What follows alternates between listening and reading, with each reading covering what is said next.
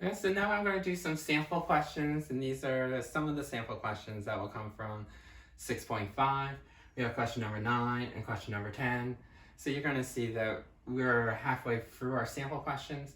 A lot of our questions come from our last section, 6.7. I have 5 of them from there. And then I have a few more that are spread out that were a combination of different problems. So I'm going to do those after these. So this one, notice the directions just say factor completely. So your first step is always this to say, even though it says factor completely, and even though it has 2 terms, do not go right into, difference of squares. Always say, is there GCF first? So remember, every problem on the test, notice I put a GCF to remind me, was there a GCF? So here, is there a GCF? Well, go through A for D. Do we have matching parentheses? No. Do we have a letter in every term? No. Do we have a number in every term? I don't know. So let's break down 81. Remember, if you do a tree diagram, that's 9 and 9, but 9s can be broken down. Remember, you're doing all prime factorization to see if there's anything in common. And then 25 or 100 is 4 and 25, which is 2 and 2, which is 5 and 5. So all 3s, 2s and 5s, no match. Does it start with a negative? No. So because it doesn't match any A through D, then there is no GCF. Now that you got that out of the way, now you can count how many terms. 2 terms. So now we go through those steps for difference of squares when you have 2 terms. Does it meet the conditions? Do you have a minus sign? Yes, but that's only half. Is every piece made up a perfect square? Yes, 81 is 9 and 9. D squared, remember even exponent, D and D. 100, yes, that's 10 and 10.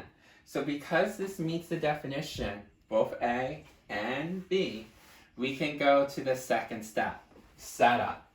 2 sets of parentheses, 1 plus, 1 minus.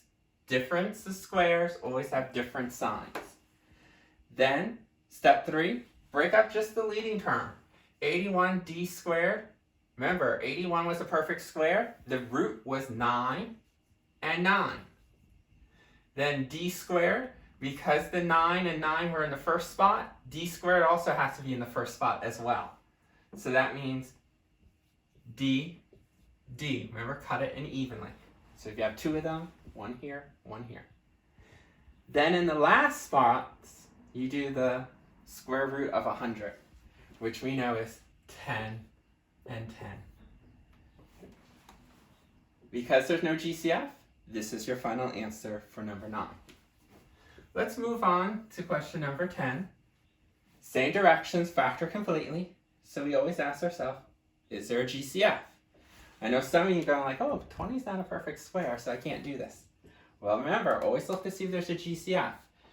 If you can take out a GCF, that means you can factor it. Doesn't matter if it's not difference of squares. You always want to see if you can factor it, period. So we're going to see if there is any common factors. Go through A through D. Matching set of parentheses? No. Same letter? No. Number? Tree diagram. Remember, 20, most of you might solve 2 times 10. 10 is 2 times 5. 36, maybe you solve 4 times 9, which is 2 and 2, 3 and 3. Ooh, they all have a 2 in common. Ooh, they all have a second 2 in common. So you can take out a 4. So we're going to take out a 4. And then when you take out a 4 out of this term, and you take out a term out of this term, you're going to be left with 5b squared minus 9. Now let's see if this can be factored out any further. 2 terms, so difference of squares. Do we have a minus sign? Yes. Do we have a perfect square? Yes. No. Because one piece is not a perfect square. Remember, this 4 doesn't matter because it's a GCF. Notice this 5 is not a perfect square. If it's not a perfect square, you cannot factor this out as difference of squares. But You cannot say prime to the whole answer. Because we were able to take out a GCF, you were able to factor this out.